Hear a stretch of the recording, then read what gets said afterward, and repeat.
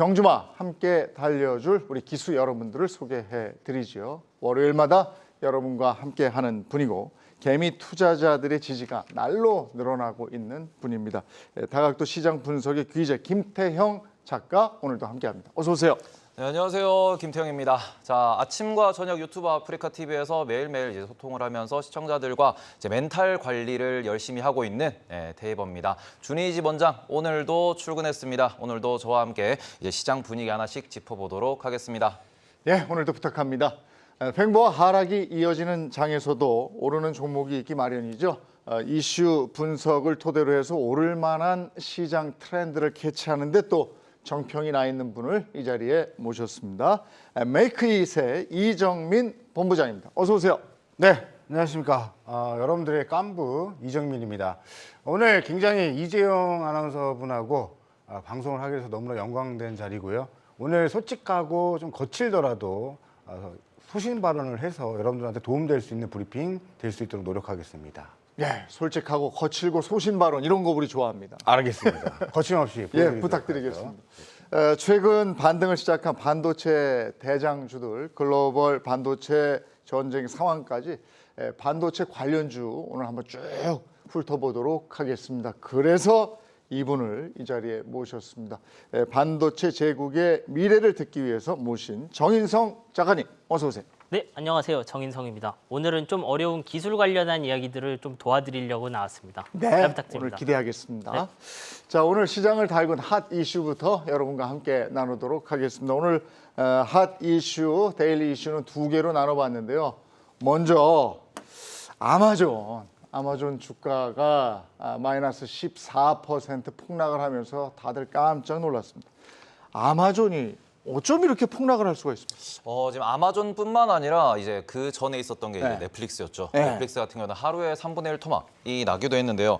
지금 어떻게 보면은 미국 시장 자체가 금리 인상이라는 약간의 좀 부담스러운 네. 그런 이슈를 앞두고 있는 상황에서 경기가 둔화될 수 있다. 이런 이야기들이 좀 겹치고 있는 상황이다 보니까 손실이 발표된다 그러면은 이제 주말에 버크셔에서도 주주총회에서 이런 얘기를 했는데 약간 도박장 같다 혹은 오버슈팅이 많다라는 이야기가 나오고 있습니다. 말 그대로 안 된다라고 하면은 원웨이로 쭉 매도가 나오고 된다 그러면 원웨이로 쭉 매수가 나오는 이런 분위기 한쪽으로 네. 치우치는 분위기 때문에 아마존 같은 경우에도 그렇게 우량한 기업이 마이너스 실적을 발표했다고 하면서 떨어지긴 했는데요. 이걸 세세적으로 까보면은 실제로 이 아마존이 돈을 못 벌었냐라고 하면은 분명히 이제 인건비 부담도 있긴 있지만 이제 지분 평가 말 그대로 본인들이 투자했던 이제 전기자동차 리비안 주가 때문에 조금 마이너스가 났습니다. 반면에 지난 분기에는 아마존이 오히려 리비안의 평가 차익 때문에 플러스가 났던 걸 생각을 해보면은 이게 조금은 너무 과열된 상황에서 좀 폭락이 나왔다라고 볼 수 있지 않을까 생각됩니다. 아마존 쇼크 이렇게 얘기하는데 그 전에 넷플릭스 쇼크가 있었습니다.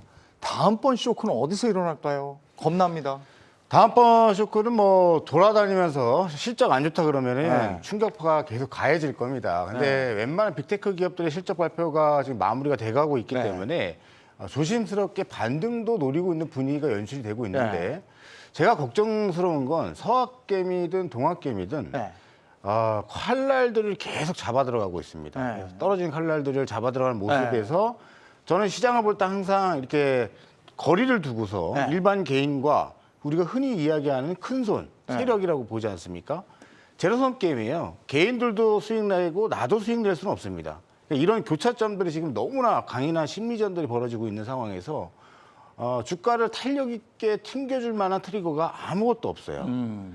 솔직히 얘기해서 우리가 지금의 장세를 맛보게 된 이유는 코로나 사태 이후에 유동성 공급이라는 특혜를 맛본 거죠. 사실은 그때 저변을 우리가 놓고 본다면 굉장히 역성장에다가 정말 삶이 어려워지고 계속 하향 이탈되는 그림이 나왔어야 되는데 그걸 돈으로 막은 거예요. 그것에 대한 이제 부채를 갚아 나가는 과정인데 이거를 잘 탄탄하게 잡혀갔으면 좋겠는데 이 잡아 나가는 단계들을 빚을 끌어다가 다시 개인들이 진행을 하게 된다라면 그런 모습들이 포착이 되고 있어서 저는 긍정적인 얘기를 좀 드리고 싶지만 다소 조금 걱정이 더 큰 상황이다. 이렇게 말씀을 드리고 싶습니다. 아니 증권가에서 떨어지는 칼날을 받지 않는다 뭐 이런 것도 있습니다만 지금 안 담으면 평균 매수가가 너무 높게 떠 있으니까요. 안 담을 수도 없고 담자니 부담스럽고 이럴 때는 어떡합니까? 그래서 이게 지금 시장에는 딱 두 종류입니다. 이미 그런 얘기가 한 달 전, 두 달 전에 나와서 네. 미리 매수한 분들과 지금 쪼개기식 매수로 진행하고 있는 분들이 비율을 따지면 97대 3? 그러니까 지금 현금이 너무 많이 여유가 있어가지고 네. 분할 매수 들어가고 있는 비율은 3% 내외라고 봅니다. 예. 그럼 나머지는 대거가 한 달 전, 두 달 전, 길게는 6개월 전, 더 길게는 작년 10월 달 고점에 모든 자금들이 투입이 돼서 리스크 관리 못한 상태에서 흘러내려왔단 말이에요. 그래서 내용은 회사의 내용은 바뀐 게 없어요. 예상대로 실적 다 좋고 다 탁탁탁 가고 있는데 안 올라가는 이유가 바로 그 부분에 있는 거죠. 우리도 너도 저쪽 옆집도 다 수익을 낼 수는 없는 구도. 근데 이거를 깨부수고 올라가려는 자꾸 그 포인트들을 5월 4일로 많이들 네. 보고 계시는데 네. 5월 4일 날 어떤 이슈가 예를 들어서 FOMC 하나 있고요. 더 큰 거는 러시아의 디폴트 이슈가 하나 있어요. 네.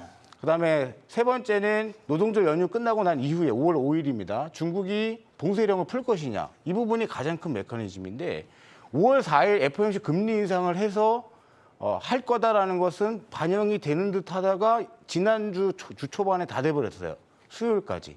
근데 목요일부터는 중국 봉쇄령 이슈가 강화되면서 주가를 더 하방 압력으로 네. 밀어넣었단 말이에요. 네. 그러니까 중국 봉쇄령이 FOMC 이슈를 저는 다 집어삼켰다라고 보고 있는데 5월 4일 날 금리 인상할 거 우리가 뭐 다 알고 있죠. 그래서 금리 인상 끝나고 나면 시장이 좋아질 거라는 단순한 생각은 조금 그래요. 위험하다. 저는 이렇게 보고 그래도 있습니다. 변곡점이 될 것이다. 뭐 이런 네네. 얘기를 했는데 어쨌든 우리 이 성장주들이 왜 이렇게 맥없이 무너지는 겁니까? 뭐 지금 보면 유명하게 뭐 옛날에 한국 동학개미들 많이 갔던 뭐 엔비디아도 있을 거고 네. 마이크로소프트도 있을 건데 뭐 다들 이유는 많이 다를 거예요. 다만 엔비디아 같은 경우 이렇게 하락했어도 여전히 PE는 꽤 높습니다, 이게. 근데 지금 이자율이 높아지는 상황에서 보면 이제 더 나은 PE를 요구해야 될 상황인데 사람들이 네. 엔비디아가 그만한 것 새로운 무언가를 보여줬다기보단 그동안 뭐 예전 코인류의 새로운 수요라든지 그런 쪽에 의존했던 감이 있죠. 그리고 여기서 말씀하신 대로 이게 좀 어느 정도는 기대에 따라서 움직이고 했던 건데 좀 신호탄을 쐈다고 봐야겠죠. 최근에 글로벌 네. 이벤트들이. 뭐 마이크로소프트 같은 곳은 어떻게 보면 알파벳이나 뭐 메타 혹은 아마존 이런 곳이랑 좀 같이 묶인 곳이라고 생각해요. 저는. 네. 뭐 그 이외엔 좀 제조업 회사들도 숫자가 떨어지긴 했는데 예를 들어 애플 같은 곳들. 근데 그런 곳들 같은 경우는 아마 공급망 문제라서 완전히 다른 문제일 거예요. 중국 쪽에 공급망이 좀 관련이 있으니까 제조업들은. 그러니까 그쪽에서 팔고 싶은데 못 판다 좀 이런 일이 생겨난 것 같습니다. 이게. 네. 그러면 아마존이나 뭐 알파벳, 엔비디아, 애플 이런 건 누가 봐도 괜찮은 기업들이잖아요. 네. 그럼 이렇게 떨어졌을 때 조금씩 담아두면 어떻겠습니까? 문제는 그게 이제 분할을 할 때 어떤 전략으로 접근하는지가 네. 중요한데 저 같은 경우에는 제가 이제 개인적으로 이렇게 방송을 진행할 때는 좀 길게 보셔야 된다라고 계속 말씀을 드리고 네. 있어요. 지금 왜냐하면 이제 FOMC도 말씀을 해주셨는데 우리가 5월 4일 날 FOMC에서 0.5% 정도 올린다고 이야기를 지금 많이들 하고 있고 그게 선반영됐다라고도 평가를 해주셨는데 그러면 6월에는 그러면 7월에는 그리고는 연말에는 얼마까지 금리를 올릴 것이냐라는 것도 매우 중요한 상황입니다. 지금 월스트리트 기준에서는 연말까지 미국이 기준금리를 많이 올리면은 3% 혹은 3.5%까지도 올릴 수 있다라는 이야기를 하고 있고 역대로 이렇게 인플레이션 때문에 금리를 가파르게 인상시킨 적이 지난 20년 동안은 없었습니다. 뭐 예를 들어서 1970년대를 얘기하시는 분들도 계시는데 그때는 지금처럼 글로벌화가 안 돼 있고 말 그대로 공급망이라는 게 이렇게 촘촘하게 얽혀 있는 상황이 아니었기 때문에 지금 예시 기준으로 보면은 전 세계에서 이런 역사는 없었다라고도 볼 수 있는 거니까 여기서 어떤 일이 발생을 할지 전쟁과 동시에 금리를 올리는 게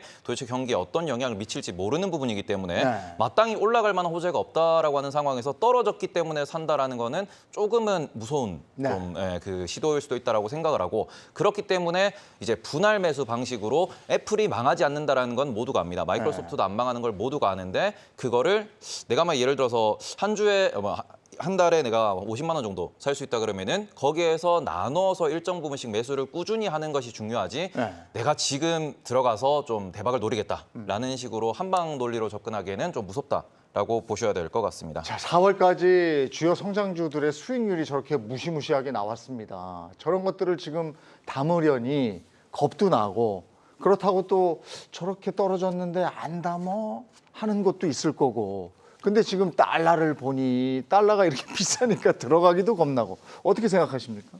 네, 뭐 지금 들어가는 거는 사실 개인이 다 어떻게 판단을 해야 된다고 생각해요. 왜냐하면 이게 짧게 보면 예를 들면 크레물린에서 뭔가 생각이 바뀌면 또 네. 크게 커질 수도 있는 거고 싸움이 갑자기 특정 뭐 부품들의 수급이 끊길 수도 있는 거고. 근데 그거는 여기 앉아서 뭐 판단할 수가 없는 거죠. 좀 변덕이 걸려 있고 하니까.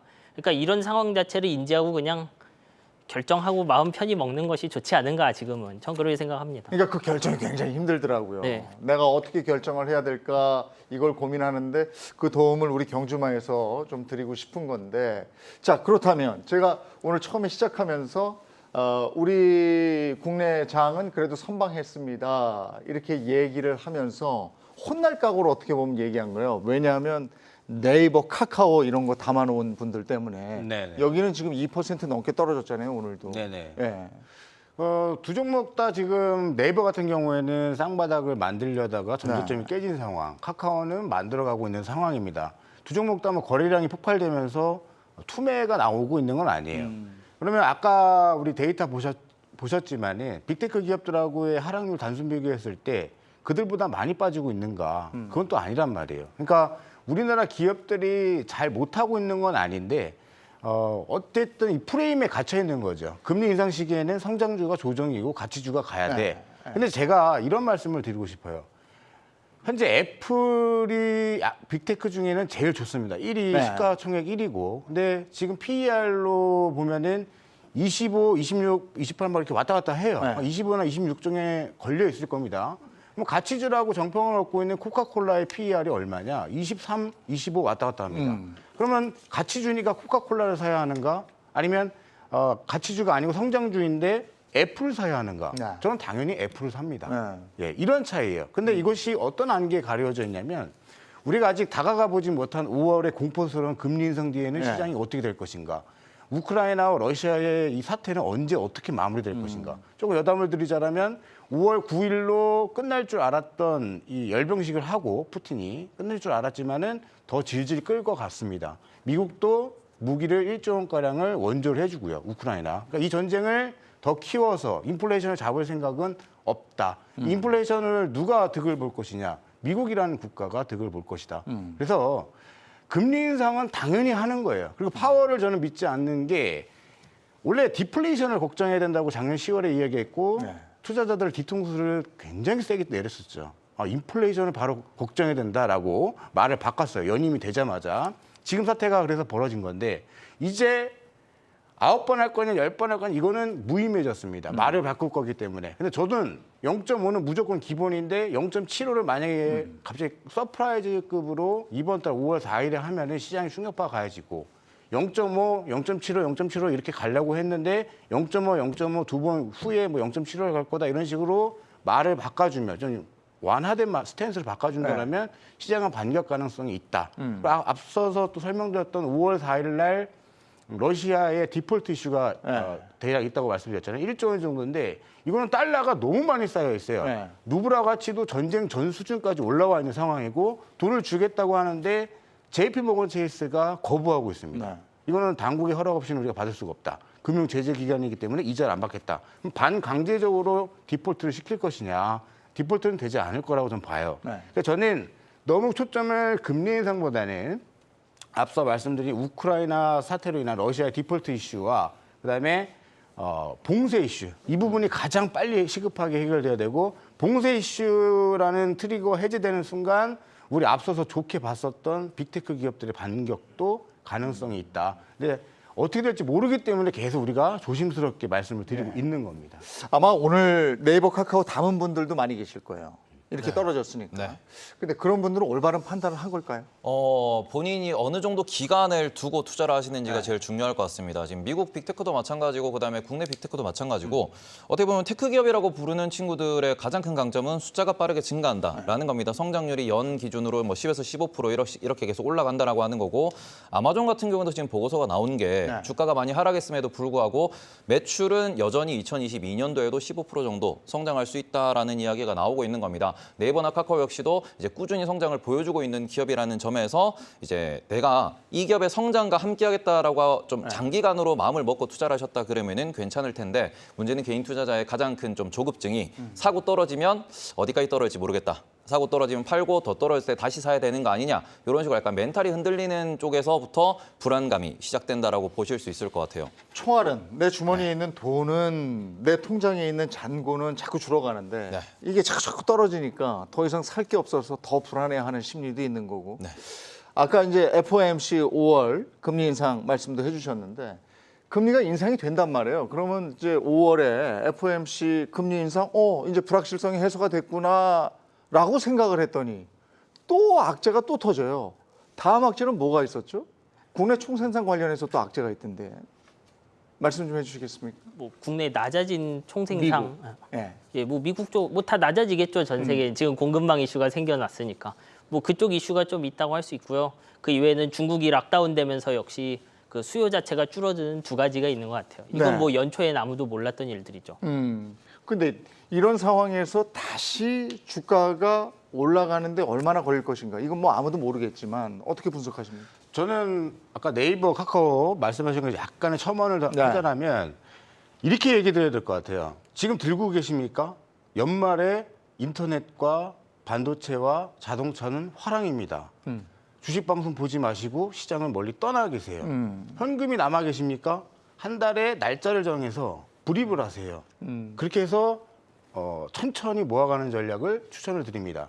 근데 만약에 신규 나는 현금이 100%인데요. 너무나 행복하죠. 대한민국 3% 내에 드는 거니까. 고민할 게 뭐가 있습니까? 네. 오늘 주제 나오는 반도체 섹터 저는 뭐 여러 이슈 너무 많지만 결국에는 시간이 가면 해결될 부분이고 네. 버크셔에서의 주주총회 주말 사이에 있었어요. 워렌 버핏이 했던 말 중에 맨날 뻔한 얘기지만 나는 경기를 예측하지 않는다. 단 1분 1초도 그 시간을 투입하지 않는다. 그다음에 현금도 주식이다. 나는 지금 1분기에 너무 많은 주식을 사 모았지만 아직도 현금이 100조 원이나 있다. 네. 이렇게 얘기했습니다. 예, 그거를 본받아야죠. 근데 그것처럼 매매를 할 수는 없겠지만 지금 상황이 그렇다는 거예요. 대가들은 어차피 기회라고 보고 있습니다. 시간이 해결돼야 되는 거고 거기에 맞춰서 기술적으로 치고 들어가는 그 기술적인 부분은 선택은 우리 개인 투자자분들이 해야 한다. 예. 이렇게 말씀드리고 있습니다. 지난 주말 미국 증시 말씀을 드렸습니다만 굉장히 많이 떨어졌는데 그나마 오늘 우리 증시 사실 시작하면서 공포감에 휩싸였었는데 그래도 선방했다. 그 이유는 뭘까요? 일단은 뭐 항상 말씀드리지만 이미 아시아 특히 한국 같은 경우에는 선반영이라는 마법이 있기 때문에 이미 작년 8월부터 많이 하락했다라고 볼 수 있을 것 같아요. 특히 지금 보시면은 4월 기준으로 제가 아침에도 정리를 좀 해봤었는데 월봉을 보니까 우리나라는 월봉이 거의 보합권입니다. 네. 코스피 같은 경우는 거의 보합권이고 대신에 환율 같은 경우에는 치솟았습니다. 근데 이렇게 보면은 환율이 올랐음에도 불구하고 우리나라가 조금 지수면으로는 지켜냈다, 시가총액은 지켜냈다라고 볼 수 있는 건데 요걸 일단 우리가 어떤 의미로 받아들일 수 있냐 그러면은 이미 한국은 이제 많은 여의도 분들이 이야기하시다시피 뭐 PBR이 됐든 PER이 됐든 저평가 국면에 들어왔다. 그리고는 그런 것들에 있어가지고 우리나라가 지금 기술적으로나 아니면 산업적으로나 뭐 전 세계에서 꿀리는 국가냐라고 봤을 때 그건 아니다라고 볼 수 있거든요. 반도체도 그렇고 2차 전지도 그렇고 특히 요즘에 좀 얘기가 많이 나오고 있는 조선 같은 섹터도 보시면은 전 세계에서 LNG가 문제가 되고 있는데 LNG선을 만들 수 있는 곳은 한국밖에 없다. 네. 메모리 반도체 같은 경우에도 대한민국이 만드는 게 거의 과점이고 낸드 플래시 같은 경우에도 50%가 넘는다. 이런 얘기가 나오고 있다 보니까 지금 대한민국의 산업대에서 혹은 대한민국의 발전에 대해서 개인 투자자들이 상당히 좀 믿고 있다라고도 보셔야 될 것 같아요. 여기다가 ESG에서 약간은 주주환원도 증가하고 있다라는 이런 움직임들도 보이다 보니까 개인 투자자들이 어디서 나오는지는 모르겠지만 계속해서 돈이 들어오고 있고요. 네. 이게 약간 하방 방어를 아래를 방어하고 있다라고 보시는 게 맞을 것 같습니다. 어쨌든 튼튼한 좀 성장성 때문에 버티고 있지 않나라고 생각을 합니다. 괜찮게 나오는 기업 실적도 뒷받침을 해주는 것 같아요. 예. 좀 치고 들어가도 되겠습니다. 예. 날카롭게 좀 한번 말씀드리고 싶은 부분이 있어요. 네. 여러분들 지금 환율이 올라간다만 알고 있지 이 관계를 잘 모르세요. 뭐냐면 원달러 환율이 올라가면은 기업 실적은 어떻다? 하이닉스와 삼성전자 수출 기업들은 엄청 좋아지죠. 예. 좋아지고 있고 좋아진 실적이 발표되고 있어요. 예. 그런데 그러면 주가 가야 돼. 네. 근데 안 갑니다. 왜? 주포인 외국인이 이 환율로는 살 메리트를 못 느끼기 때문에 이 두 가지 메커니즘이 있어서 환율에 의해서 빨리 잡혔으면 하는 바람이 있고 더 올라가지 않고 이 박스권만 유지해줘도 탄력은 훨씬 더 좋아질 것 같습니다. 매수 타이밍은 우리 또 작가님이 반도체 이야기하실 때 좀 껴들어가서 멘트 한번 날려보도록 하겠습니다. 아니 지금 많이 뭐 좋았어요. 반도체 말씀하셨으니까 바로 두 번째 이슈로 들어가죠. 네네. 삼전 하이닉스 반도체 관련해서 예. 그 얘기입니다. 역대급 실적 발표되고 이랬는데 주가는 반영이 안 되는 것 같아서 참 답답하거든요. 뭐 지금 보면 한국에 뭐 실적 반영 안 된 게 뭐 하루 이틀은 아닌 네. 것 같고 사실 17년에도 뭐 슈퍼사이클 이렇게 해서 확 네. 오르긴 했는데 정작 그때 주가는 또 지금보다 높지는 않았거든요. 네. 저는 이렇게 짧게 왜 실적이 반영 안 되지 이런 생각은 크게 하는 게 의미가 있나 싶어요. 왜냐하면 코스피 자체가 뭐 아까 그 나스닥에 비해 선방했다 이런 얘기를 했는데 네. 우린 그 전에 왜 우리 6천을 못 갔는가를 네. 고민을 해봐야 되겠죠. 그러니까 뭐 한 2배 오르고 나서 뭐 20% 30% 떨어진 걸 우리 5% 선방하는 거랑 해보면 우리 쪽이 사실은 전체적으로 수익성은 안 좋았던 거니까. 다만 1분기가 사실은 비수기 아니었습니까? 반도체. 네, 그렇죠. 근데 그때 역대급 실적이 나왔잖아요. 뭐 이거는 어느 정도는 좀 보복 소비나 이런 거 영향도 네. 같이 있는 것 같습니다. 저는. 그 다음에 이제 메모리 슈퍼사이클 나오는 거 아닙니까? 뭐 메모리 슈퍼사이클은 근데 17년에 한 번 정말 어마어마하게 터지고 예. 그 다음 해에 좀 안 좋다가 네. 그 다음에 한 20년에도 슈퍼사이클 하다 슈 하고 떨어지고 뭐 21년에 또 떨어지고 이걸 계속 반복을 했죠. 네. 저는 너무 빠르게 판단하고 싶진 않습니다. 예. 그럼 언제쯤 움직인다고 보세요? 뭐가 선행이 돼야만 이런 주들이 움직일까요? 저 올해 하반기에 서버들이 정말 많이 나가나 이것부터 좀 보고 싶습니다. 정확하게 서버 디램 쪽이 어디로 팔리냐 하면 이제 클라우드 쪽으로 팔리는데 네. 이쪽에 수요가 늘어나는 건 그 스타트업 쪽에 또 화랑이 온다 이런 느낌으로 보시면 돼요. 예. 그러니까 그쪽에서 서버 디램 수요가 전체적으로 3사가 다 높아진다. 그럼 그 뒤에 다른 또 새로운 기술들로 뭔가가 뻗어나가는 징후겠구나. 좀 이렇게 보려고 합니다, 저는. 반도체 전반적인 시장도 봐야 되겠지만 외국인이 사줘야 되는 거잖아요. 그렇죠. 네, 그렇죠. 그래도 외국인이 국내를 매수하냐 뭐 이런 거는 어떻게 보면 조금 장기간으로 네. 주포라고도 표현을 해주셨기 때문에 장기간으로 봐야 되는데 제가 방금 전에 작가님이 말씀하신 거 조금 첨언을 하면은 첫째로 슈퍼사이클 얘기를 해주셨는데 저는 슈퍼사이클이 이제는 없었다라고 표현을 자주 하거든요. 네. 이게 왜 그러냐 그러면은 예전에 이제 2017년도 그때 슈퍼사이클이 왔던 이유는 급작스러운 서버의 증설 때문에 슈퍼사이클이 있었다라는 평가가 많습니다. 그러고 난 뒤부터는 이제 수요 공급이 꼬이면서 슈퍼사이클이 왔던 건데 지금은 수요단에서도 공급단에서도 네. 이제는 어느 정도 이런 일도 있을 수 있겠구나 저런 일도 있을 수 있겠구나 하면서 재고를 조금 확충을 하면서 서로 대응을 해나가다 보니까 말 그대로 우리가 처음에는 충격이 한번 오지만 네. 그러고 난 뒤부터는 약간씩은 충격이 조금 완화되면서 이제 파도처럼 약간 조금 잔잔해지고 있다. 그래서 우상향을 하고 있다라고 보시는 게 맞을 것 같고요. 그런 상황에서 슈퍼사이클이 없다라고 하는데 지금 아까 전에 이제 클라우드 얘기를 좀 해주셨습니다. 클라우드 투자가 있어야 이제 메모리가 좀 더 좋아질 수 있다 이런 얘기도 해주셨는데 지금 1분기 실적 발표를 기준으로 봤을 때 클라우드 업체들이 이제 서버 쪽으로 투자를 하는 거는 계속 늘어나고 있습니다. 아마존 같은 경우에도 계속적으로 투자는 늘어나고 있고 실제로 AWS 쪽에는 실적이 더 늘어나고 투자를 더 확대하고 있다. 그리고는 오히려 좀 더 문제가 되는 게 그래서 지금 증설을 막 해야 되는데 증설 일정이 맞출 수 있냐? 뭐 메모리 반도체 증설 일정이 앞으로의 더 커지는 메모리 시장에 맞출 수 있냐라는 얘기도 나오고 있거든요. 요거 같은 경우에는 또 무엇이 문제가 되냐 그러면은 우리가 예전에는 스마트폰이 처음에 나왔을 때 뭔가 메모리 반도체가 한번 불이 붙고 서버가 나왔을 때 메모리 반도체가 불이 붙었습니다. 그러고는 앞으로는 자율주행이라는 얘기가 또 나오고 있거든요. 그러면 자율주행이 또 됐을 때도 거기에 대한 데이터 처리를 많이 하고 또 시뮬레이션을 위해서 그리고는 일정 부분의 영상이나 데이터를 저장하기 위한 서버가 또 확충이 돼야 된다. 자동차에도 메모리 반도체가 들어가야 된다. 라고 하면은 그 시장 자체도 많이 커진다라는 얘기가 나오기 때문에 지금 시장이 언제 돌리느냐보다는 말 그대로 우리가 지금 클라우드 시장이 얼마나 빨리 확대가 되면서 자율주행이 조금 더 확대가 되고 그러면서 산업이 성장한다라는 그 더 큰 사이클을 보면서 좀 투자를 하셔야 되지 않나라고 말씀을 드리고 싶습니다. 디램 양산이나 수급에 문제가 생길 것이다 이런 예측도 있는 겁니까? 지금 생겼죠. 네. 생겼고 지금 말을 너무 빨리 하셔가지고 다 좋은 얘기 다 했어요. 제가 껴들어갈 팀이 없어가지고 정리하자면 AWS 실적이 작년에 40%가 증가됐어요. 아마존이. 이거 무슨 얘기냐면 클라우드 기반의 인공지능 알렉사를 키웁니다. 그리고 아마존 시티를 지어요. 그러면 이게 하나의 거대한 자기만의 세상이 만들어지고 이 안에서 전기차로 무인 택배도 날아다니고 뭐 이렇게 구상이 되어 있습니다. 여기에 가장 무서운 무기가 뭐냐면 클라우드예요. 그래서 전 세계 인류의 모든 데이터를 백업시켜서 모두 보고 있다는 얘기죠. 아마존이. 그래서 무서운 거고 페이스북도 지금은 주춤하지만 개인정보를 그만큼 많이 갖고 있기 때문에 다양한 각도로 사업을 할 수 있어서 그게 무서운 겁니다. 하나의 무기가 되는 거예요. 그리고 우리 작가님 말씀해주신 슈퍼사이클은 저는 온다, 오고 있다, 오는데 브레이크가 걸리고 있는 게 이 봉쇄령 때문에 수급이 원활하지 않다. 중국 봉쇄 때문에. 그렇죠. 그리고 더 제가 좀 걱정스러운 건 우리나라 기업들 너무 잘하고 있는데 전 세계 뭐 인텔이나 퀄컴이나 동시다발적으로 투자를 하잖아요. 그러면 장비 업체는 줄을 세우죠, 이렇게. 선입금 먼저 하고 몇 시까지 줄게, 묻지도 말고 그냥 주는 대로 써. 이렇게 돼 있단 말이에요, 갑과 을이. 네. 이런 회사들이 줄 서서 장비를 받으려고 하고 있는데 그 장비 수급도 원활하지가 않다.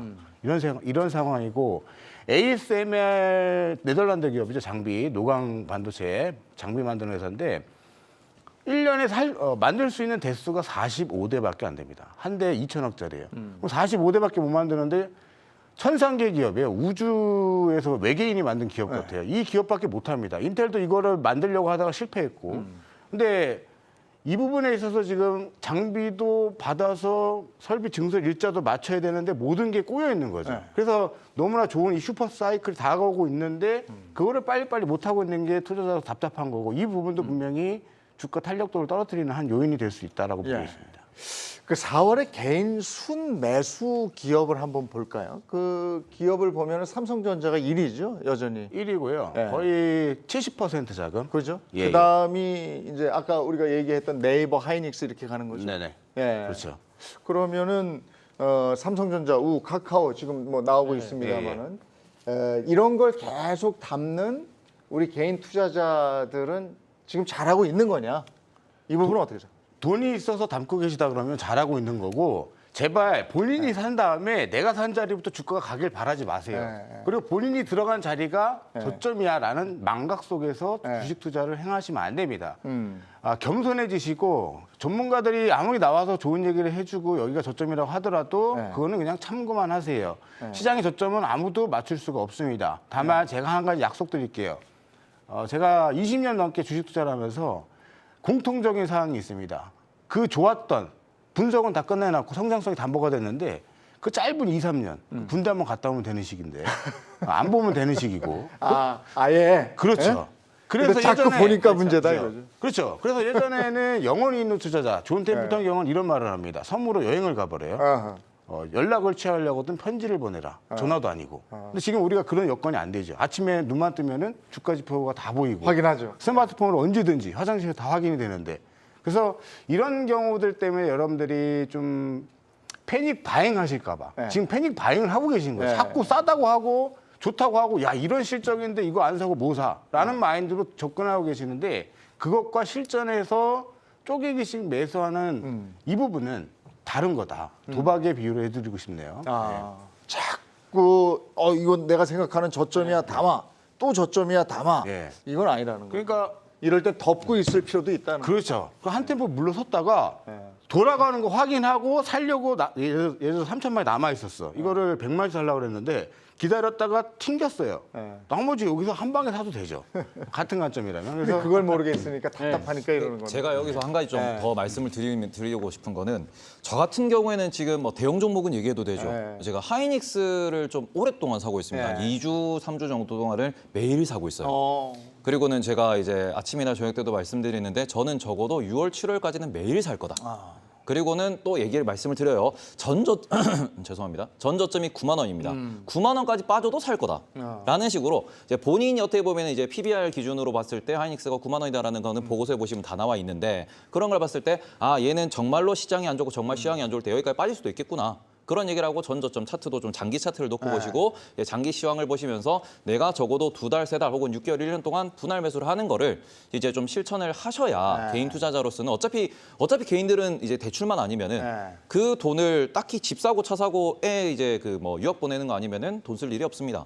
그러면은 그거를 장기적으로 이제 갖고 있으면서 투자를 하시고 그걸 가지고 조금 미래를 꿈꿀 수 있는 건데 너무 이게 뭐 다른 매체들에서 나는 뭐 얼마를 벌었습니다. 이런 거에 또 자극을 받으셔가지고 내가 이쪽에 프로처럼 뛰어들려고 하시는데 정말 프로들도 조그만한 비중으로 그런 그 약간의 좀 높은 좀 수익률을 요구할 수 있는 그런 식의 매매를 하시지 대부분의 큰 자금은 좀 안정적으로도 좀 유지를 하시고 장기 매수 또 장기적으로 매도 이런 식으로 좀 접근한다라는 점을 알면서 투자하셨으면 좋겠다라고. 지금 얘기는 이제 전략적으로 판단이 섰으면 하는 건데 지금 하신 말씀, 본부장님 하신 말씀은 무조건 막 담아가지고 지금 보지도 않고 저가라고 내 스스로 그냥 근거 없는 판단을 하지 마라 이런 말씀이실 것 같고. 사실 되게 좋은 말씀이거든요. 네. 왜냐하면 우리 모두 삼성전자 필승 시나리오를 알아요. 회사 시총이 450조인데 네. 현금이 100조 있죠. 그럼 제가 다 인수를 해요. 회사를. 저한테 한 400조 있으면. 그리고 100조 원을 전부 배당을 해요. 저한테. 100조 원을 회수했죠. 그러면 이제 350조 이렇게 남는데 그럼 이제 모든 R&D를 포기하고 그때부터 메모리를 막 팔아서 전부 배당하는 거예요. 아마 그러면 돈이 전부 회수될 거라고요. 그럼에도 불구하고 주가가 이렇게 떨어지기도 하죠. 잘 보면. 왜 그렇느냐.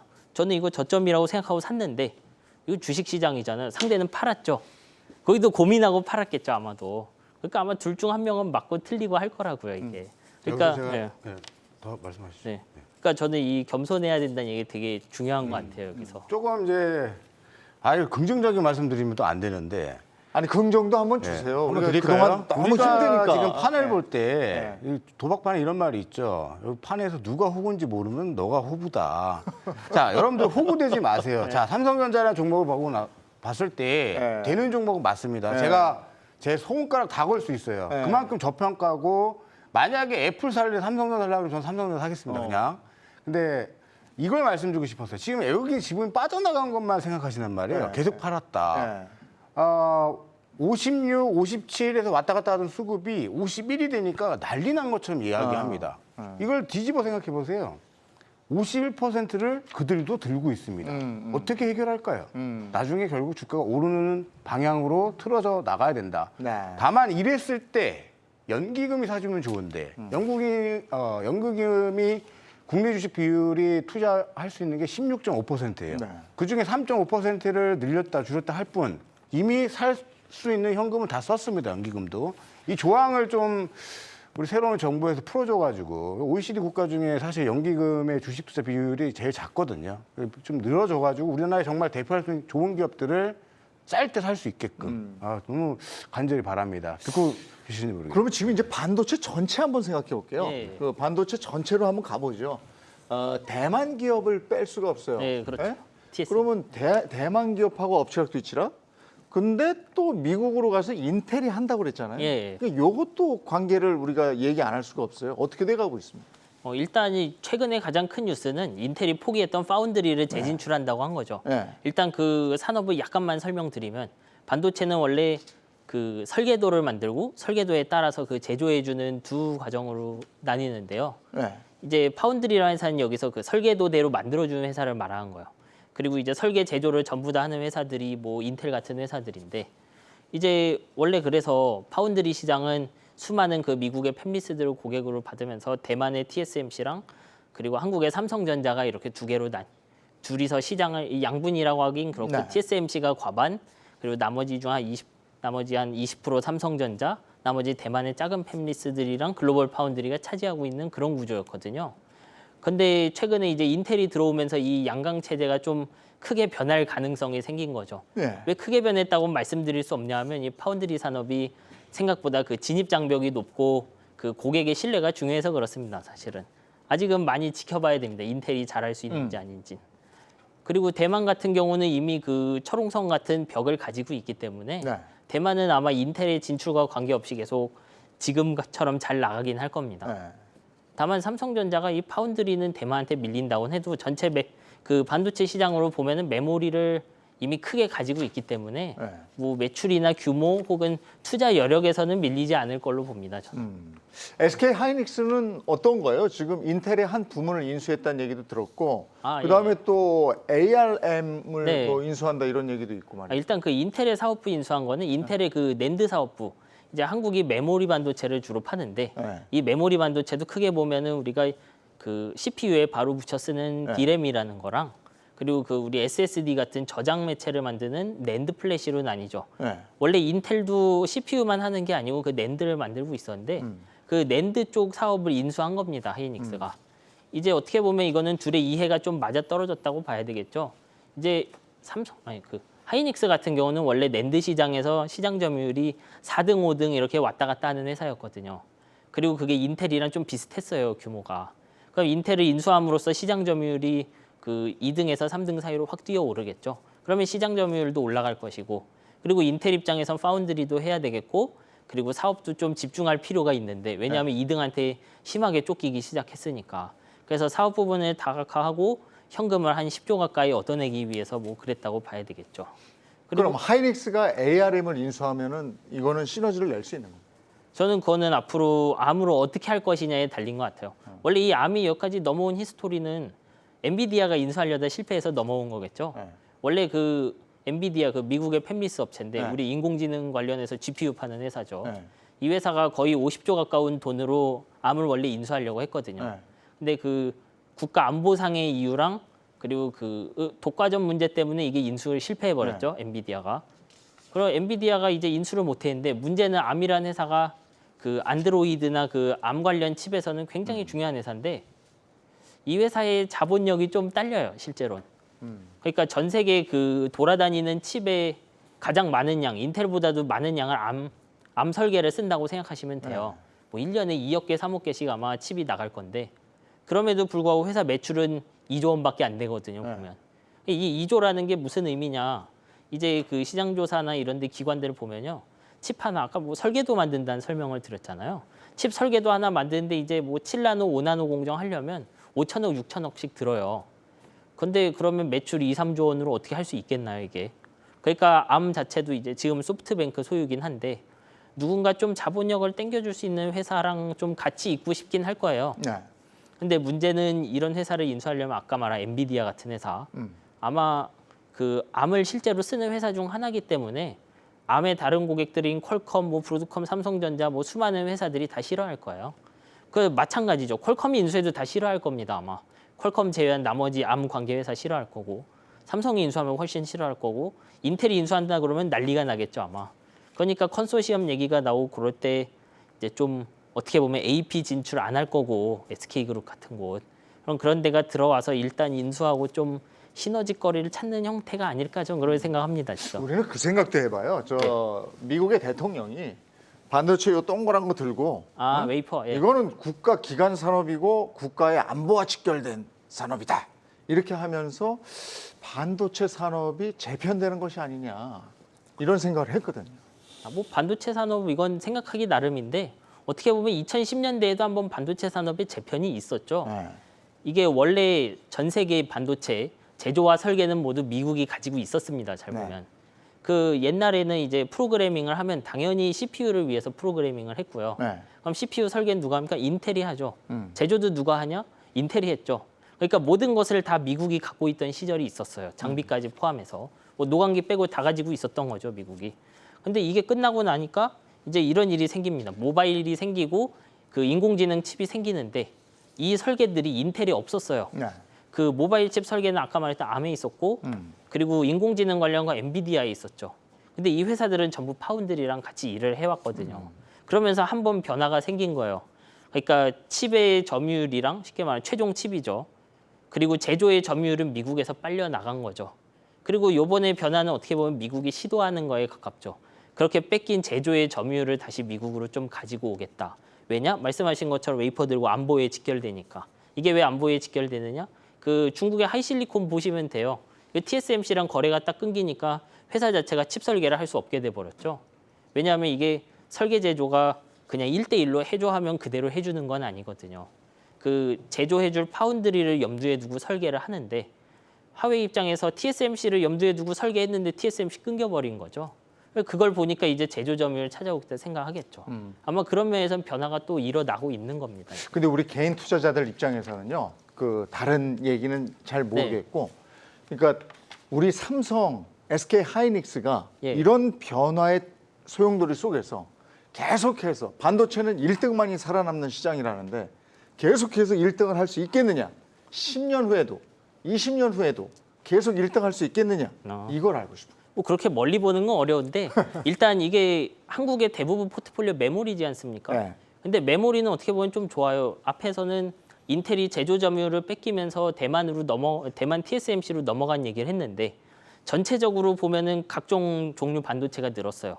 옛날엔 CPU만 있었지만 이젠 GPU도 있고 뭐 AP도 팔고 뭐 자율주행용 칩도 있고 이상한 가속기가 많아요. 근데 다 뭘 쓰냐면 메모리는 다 붙습니다. 일단 그래서 그쪽으로의 수요 증가는 저는 확실하다고 생각해요. 메모리 없는 컴퓨터 좀 상상하기 힘들거든요. 그렇죠. 근데 이제 삼성전자 같은 경우 여기서 파운드리가 있는데 여기서 대만과의 상대적인 그 우위를 얼마나 더 가져갈 수 있겠느냐. 이게 도전이겠죠. 뭐 지금까지는 점유율을 좀씩 뺏기지만 다행히 매출은 늘어나는 네. 그런 모습이죠. TSMC가 더 달려가면 그래서 격차가 벌어지면 이게 이제 위험하니까 삼성전자를 사는데 주저주저한 거 아니겠어요? 지금 메모리 반도체 같은 경우는 우위를 계속 가져갈 수 있다고 했지만 TSMC하고의 기술 격차가 벌어진다면 삼성전자를 사고자 하는 사람들의 매력이 좀 떨어지지 않겠습니까? 정신 차리고요. 너무 어려운 얘기 하셔가지고 제 생각은 이렇습니다. 지금 TSMC가 누렸던 그 역사는 네. 1985년부터 그 일을 하고 있었어요. 네. 근데 20년 뒤에 이런 세상, 30년 뒤에 이런 세상이 올 줄은 그들도 몰랐어요.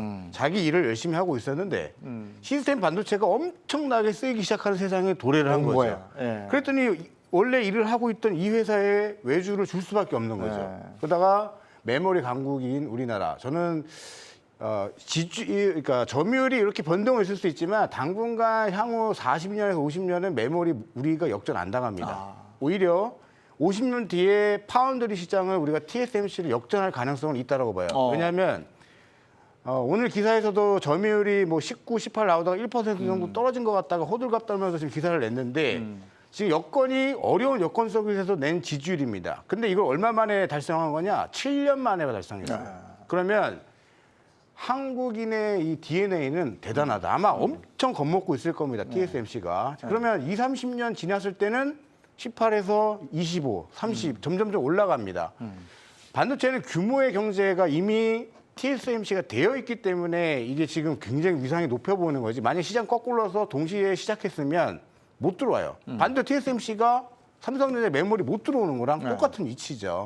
그래서 저는 삼성전자에 대한 어떤 강단을 좀 유지하시면서 기업을 믿어보세요. 잘하고 있고요. 열심히 하고 있습니다. 우리가 지금 저 반도체 얘기할 때 삼성전자하고 SK 하이닉스만 얘기하는데 그 외에도 많이 있잖아요. 예, 많은 기업들이 존재하는데 제가 삼성전자 조금만 더 예. 첨언을 좀 하도록 하겠습니다. 삼성전자 같은 경우는 제가 항상 저는 이렇게 표현하거든요. 개인들이 사면 안 되는 주식이다. 안 되는 예, 주식이다? 왜냐하면 삼성전자는 어떻게 보면은 약간 김밥 천국 같은, 약간 뷔페 같은 주식이라고 보실 수 있어요.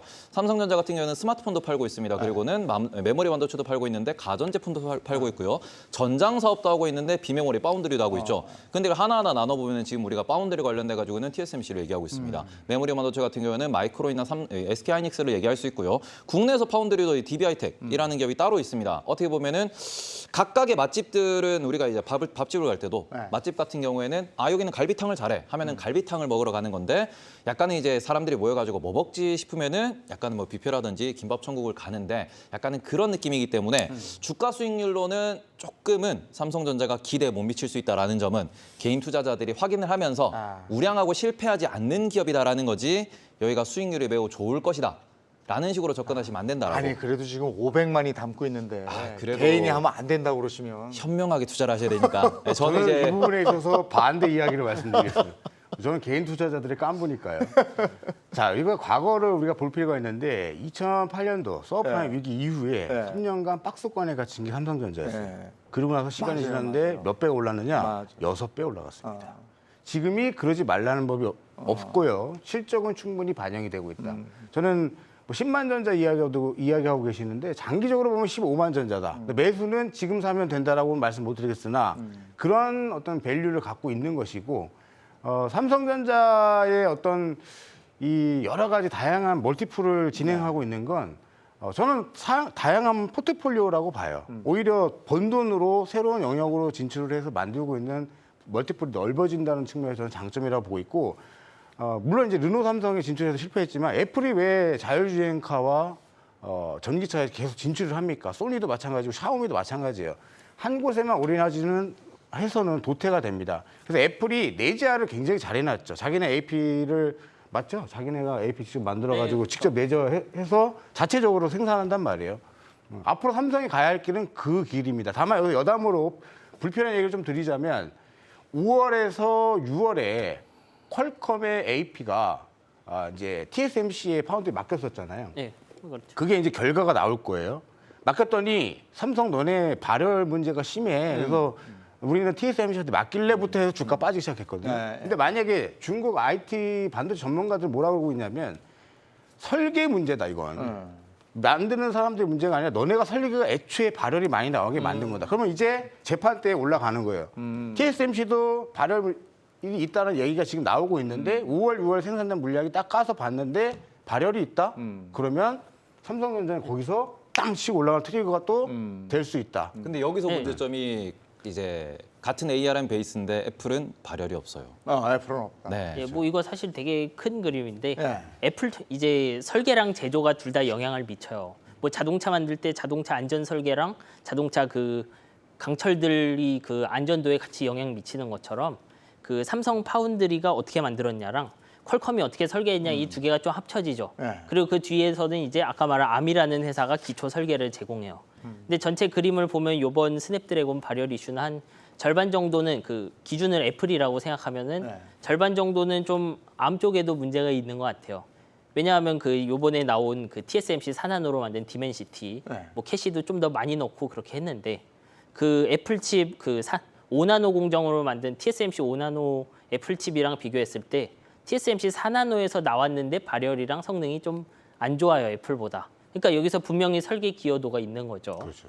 그럼 나머지 20%는 어디서 왔느냐? 아마 이번 스냅드래곤의 경우 삼성의 제조 기술이 좀 이슈가 있을 거예요. 근데 요걸 몰랐느냐? 아마 근데 이거는 퀄컴이 알고 썼을 가능성이 높죠. 왜냐하면 지금 삼성에서 퀄컴이 쓴 4나노 기술은 원래 좀 7나노에 가깝고 TSMC 6나노에 좀 비견되고 TSMC 5나노보다는 좀 발열이 원래 좀 안 좋거든요. 그래서 아마 요번에 나오는 칩은 분명 삼성 칩보다는 발열이 괜찮을 거예요. 근데 이건 예상된 거죠. 다만 그것보다는 아마 스스로 팔고 싶은 물량이 부족할 것 같으니까 이원화를 시키는 형태로 갔을 것 같아요. 어쨌든 삼성은 발열 극복할 수 있다. 그리고 미래 산업은 반도체를 필요로 한다에는 맞는 거잖아요. 예, 뭐 그렇죠. 예. 그렇다면 갈 수 있는 거잖아요. 네, 뭐 지금도 할 수 있고 계속 그렇다면 하고는 개인이 있으니까. 사야 되잖아요. 사야 되는데 다른 게 좀 더 예쁜 게 있으니까 그래서 저는 아까 계속 말씀하신 애플. 아, 이거보다 먼저 갈 수 있는 네. 것들이 있다. 네. 아, 그러니까 항상 그런 그게 걸 담는 게 문제죠. 낫다. 네, 네. 예. 거기에 대해서는 어떻게 생각하세요? 뭐 제가 지금 몇 년을 가지고 있었는데 좀 기대만큼 오지는 않더라고요 이게. 저희 6년, 아, 3전 가지고 계신 거죠? 6년 정도? 6년? 네, 7년 힘 그렇죠. 많이 나요. 아니, 그럼 뭐 많이 올랐겠네요. 근데 이제 사람은 다 그렇잖아요. 나스닥 쳐다보면 좀 생각이 달라지겠죠. 예, 예. 엔비디아 이런 거 한번 보면. 네. 그럼 그거 가지고 계신 걸 어떻게 할 겁니까? 그거 저요? 보고 참조해야지. 아, 원래 이거 가지고 있는 이유는 예. 인생 해증인데 아, 이거는 뭐 아까 물어보시는 분이 있었고 그 저는 원래 하이닉스 직원이고 메모리 시장은 클 거라는 계속 말씀을 드리잖아요. 근데 메모리에서 하이닉스가 잘 되면 그 보너스를 많이 줘요 하이닉스가. 대신 삼성 주가 떨어지겠죠. 아, 근데 상대적으로 올해 하이닉스 기술이 안 됐다. 아. 그러면 삼성 주가가 오를 것이다. 이런 반응인 거죠 저는. 지금 당장은 3전을 담는 게 좋을 것 같아요. SK 하이닉스를 담는 게 좋을 것 같아요. 저는 그 안정성을 좋아해서 네. 삼성을 담을 겁니다. 아, 그래요? 네. 어떻게 생각하세요? 저는 애플로. 아, 애플. 끝까지 애플. 저도 그게 부부장님 좋은 것 어떻게 같아요. 생각하세요? 저는 여기 또 기술 들어갑니다. 이동평균선을 펼쳐놓고 보시면 120일 이동평균선과 200일이 골든 크로스가 장기 평선이 나 있는 종목은 SK 하이닉스예요. 그리고 탄력도는 SK 하이닉스가 물론 더 좋습니다. 네. 근데 저는 이제 삼성전자는 역배열이지만은 파운드리라는 앞으로 성장이 더 늘어날 수 있고 지금 수율이 안 되잖아요. 수율이 30%. 근데 수율을 늘리려는 것은 시간이 당연히 필요한 거예요. 그래서 이것만 해결된다면 저는 삼성전자 응원하고요. 매수는 여러분들이 잘 생각해서. 알겠습니다. 예.